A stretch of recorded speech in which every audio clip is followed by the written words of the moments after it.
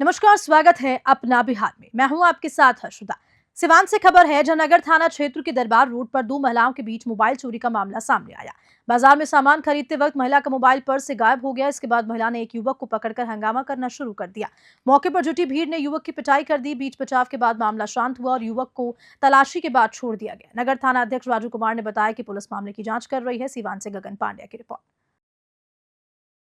अरवल के कुर्था थाना में एसपी डॉक्टर इनामुल हक मैगून ने औचक निरीक्षण के दौरान 3 थानों कुर्था, किंजर और मानिकपुर के पुलिस अधिकारियों की उपस्थिति में मासिक कार्य विवरणी, मालखाना चार्जशीट और स्टेशन डायरी की जांच की। संगीन अपराधों व लंबित मामलों को जल्द निपटाने के निर्देश दिए। फरार अभियुक्तों की गिरफ्तारी, वाहन चेकिंग, रात्रि गश्ती और बैंक एटीएम सुरक्षा को लेकर विशेष निर्देश दिए। साथ ही अनुसंधान में वैज्ञानिक और फॉरेंसिक तरीके से साक्ष्य जुटाने पर भी जोर दिया गया। एसपी ने काम में लापरवाही पर सख्त कार्रवाई की चेतावनी दी। मौके पर गई पुलिस पदाधिकारी भी मौजूद रहे। अरवल से रंजन कुमार की रिपोर्ट। प्रयागराज महाकुंभ में आस्था की डुबकी लगाने के लिए सासाराम जंक्शन पर महिला और पुरुष श्रद्धालुओं की भारी भीड़ उमड़ी। महाकुंभ स्पेशल ट्रेन से लेकर अन्य सभी ट्रेनों में जगह पाना बहुत मुश्किल सा हो गया। श्रद्धालुओं में उत्साह इतना है कि व्यवस्था भीड़ के आगे फीकी सी पड़ रही है। श्रद्धालु विनोद कुमार तिवारी ने कहा कि आस्था के कारण हर ट्रेन में भारी भीड़ है और सासाराम जंक्शन पर जनसैलाब इसका प्रमाण है। श्रद्धालु अपनी यात्रा में किसी भी कठिनाई के बावजूद महाकुंभ में शामिल होने के लिए दृढ़ हैं। रोहतास से रमन किशोर चौबे की रिपोर्ट। कहाँ जाना है, कैसा स्थिति है? अभी मैं अपने पत्नी के साथ कुंभ जा रहा हूँ। वैसे तो मैं काफ़ी दिन से भीड़ देख रहा था, सुन रहा था। मुझे लगा कि शायद अब कुछ कमी होगी, इसलिए मैं भी डुबकी लगा लूँ। लेकिन आज भी देश के व्यवस्था पर आस्था भारी है।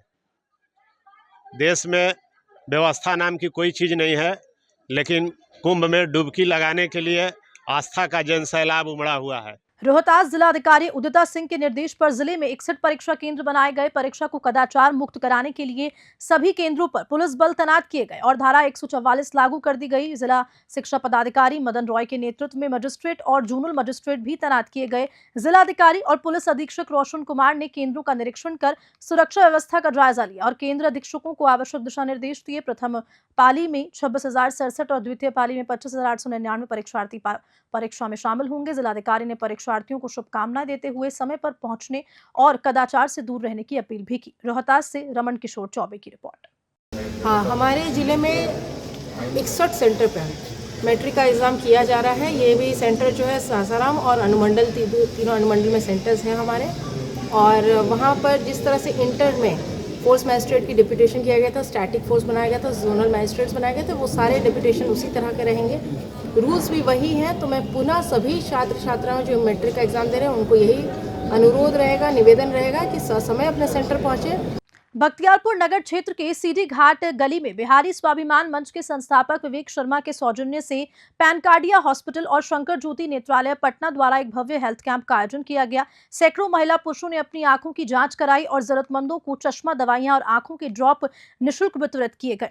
मोतियाबिंद के मरीजों को ऑपरेशन के लिए निःशुल्क पटना ले जाया गया। आयोजन के दौरान विवेक शर्मा सक्रिय रहे और मरीजों की सेवा में पूरी तत्परता से जुटे रहे। बख्तियारपुर से विकास कुमार की रिपोर्ट।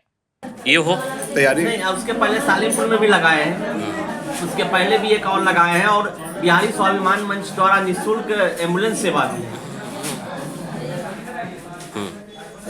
बिहारी स्वाभिमान मंच द्वारा बख्तियारपुर विधानसभा वासियों के लिए एम्बुलेंस सुविधा भी दिया गया है। कहीं भी जरूरत है किसी का आप लोग के माध्यम से बताते हैं, उनको निःशुल्क पटना आने जाने का निःशुल्क सुविधा दिया हुआ है। और देखिए, दुर्भाग्य है कि बिहार मुख्यमंत्री जी का गाँव है, लेकिन दुर्भाग्य है कि जो यहाँ के विधायक बनते हैं उनका काम क्या है, अपराधियों को संरक्षण देना। वो बहुत एक्टिव होते हैं, जब कोई अपराधी पकड़ाता है तो उसको छुड़ाने के लिए एक्टिव होते हैं, चाहे चोर हो, पॉकेटमार हो, कैसा भी अपराधी हो। और 15 साल से स्थानीय विधायक है।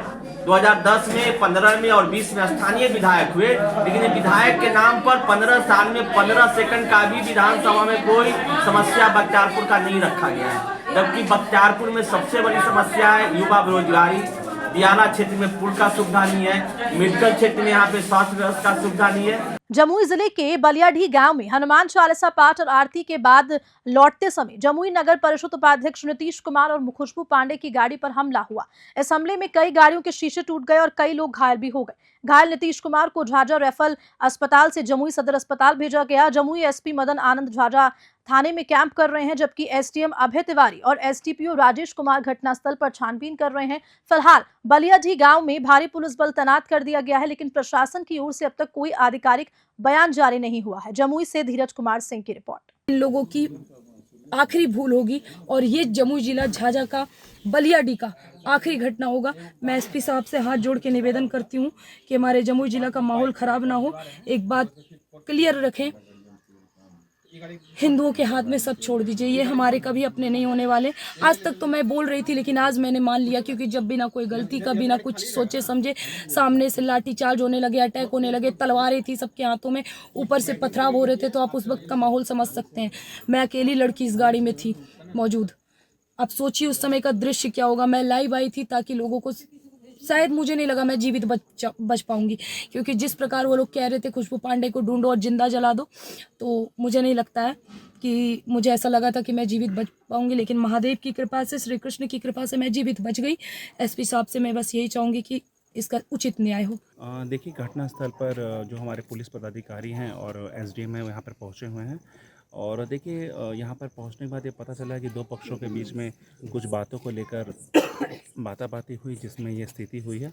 अभी फ़िलहाल जो स्थिति है वो सामान्य है। यहाँ पे हमारा जो फोर्स है पूरी यहाँ पे उपस्थित है, किसी प्रकार कोई दिक्कत नहीं है और जांच किया जा रहा है। देखते हैं आगे क्या है, बाकी स्थिति जो है वो सामान्य है। गोरखपुर के रेलकर्मी राजेंद्र कुमार अपने परिवार के साथ मौर्य एक्सप्रेस से हाजीपुर जा रहे थे। हाजीपुर स्टेशन पर उतारने के बाद उन्हें एहसास हुआ कि उनका ज्वेलरी से भरा बैग ट्रेन में ही छूट गया। तुरंत उन्होंने रेलवे हेल्प डेस्क को सूचना दी। मामला मुजफ्फरपुर आरपीएफ प्रभारी मनीष कुमार को सौंपा गया, जिन्होंने अपनी टीम के साथ ट्रेन में जाकर बैग बरामद कर लिया।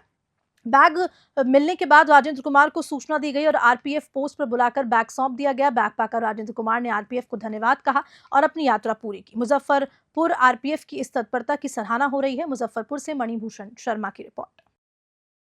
पश्चिम चंपारण जिले के सिकटा विधानसभा क्षेत्र के बैशखबा स्कूल में पूर्व मंत्री खुर्शीद आलम को सिक्कों से तौलने का कार्यक्रम आयोजित किया गया। सभा स्थल पर बाइक रैली के साथ पहुंचे खुर्शीद आलम ने जनता का अभिवादन किया और मंच पर चप्पल की माला लेकर चौंकाने वाला बयान दिया। उन्होंने कहा कि यदि जनता को लगता है कि उन्होंने अपने 10 साल के कार्यकाल में विकास नहीं किया, तो उन्हें चप्पल की माला पहनाकर वापस भेजा जाए। यदि काम किया है तो सिक्कों से तौलकर सम्मान दिया जाए। इस बयान के बाद उनका यह अनूठा अंदाज चर्चा का विषय बन चुका है।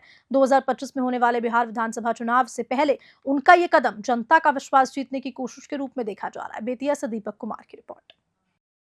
लखीसराय के 23 परीक्षा केंद्रों पर कुल 21,809 परीक्षार्थी मैट्रिक की परीक्षा देंगे। परीक्षा केंद्रों पर परीक्षार्थियों को सख्त जांच के बाद ही प्रवेश दिया जा रहा है, ताकि कोई भी इलेक्ट्रॉनिक उपकरण अंदर न ले जाया जा सके।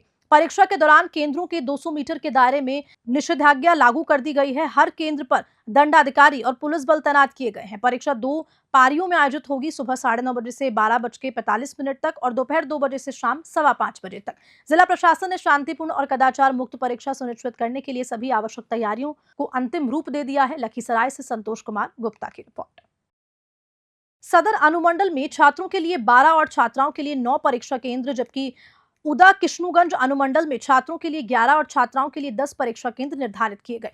4 परीक्षा केंद्रों को आदर्श केंद्र घोषित किया गया। सभी केंद्रों पर सीसीटीवी कैमरे लगाए गए, ताकि परीक्षा को पूरी तरह से कदाचार मुक्त किया जा सके। परीक्षा 2 पारियों में आयोजित होगी। प्रथम पारी सुबह 9:30 बजे से 12:45 बजे तक और द्वितीय पारी 2 बजे से शाम 5:30 बजे तक। परीक्षार्थियों को पहली पारी में सुबह 9 बजे और दूसरी पारी में दोपहर 1:30 बजे तक केंद्र में प्रवेश करना होगा। रविवार को जिला प्रशासन और पुलिस प्रशासन ने सभी केंद्रों का निरीक्षण कर तैयारियों का जायजा लिया। परीक्षा के दौरान कड़ी निगरानी सुनिश्चित करने के लिए सुरक्षा के विशेष इंतजाम किए गए।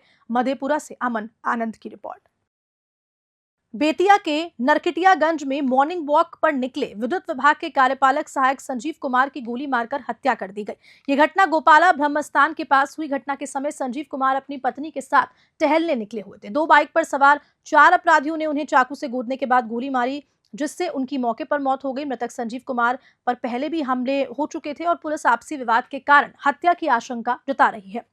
पुलिस ने शव को पोस्टमार्टम के लिए बेतिया जीएमसीएच भेज दिया है और नरकटियागंज एसडीओपी प्रकाश सिंह ने मामले की जांच शुरू कर दी है और आरोपियों की पहचान करने के प्रयास जारी हैं। बेतिया से दीपक कुमार की रिपोर्ट। बिहार शरीफ, राजगीर और हिल्सा में 36 केंद्रों पर परीक्षा आयोजित हो रही है, जहां छात्राओं के लिए 19 और छात्रों के लिए 17 परीक्षा केंद्र बनाए गए हैं। इंटरमीडिएट परीक्षा में हुई अनियमितताओं को देखते हुए जिला प्रशासन ने सुरक्षा को और भी कड़ा कर दिया। जिन केंद्रों पर पहले हंगामा हुआ था वहां विशेष सुरक्षा बल तैनात किया गया। बिहार शरीफ के एसएस गर्ल्स स्कूल में एक घड़ी भी लगाई गई ताकि परीक्षार्थी समय पर केंद्र में प्रवेश कर सके। वहीं परीक्षा केंद्रों पर 78 स्ट्रेटेजिक दंडाधिकारी, 18 गश्ती दल और 8 उड़न दस्ता तैनात किए गए हैं, जो स्वच्छ परीक्षा के संचालन के लिए लगातार भ्रमणशील रहेंगे। नालंदा से राकेश कुमार की रिपोर्ट और खबर के साथ अपना बिहार में इतना ही। नमस्कार।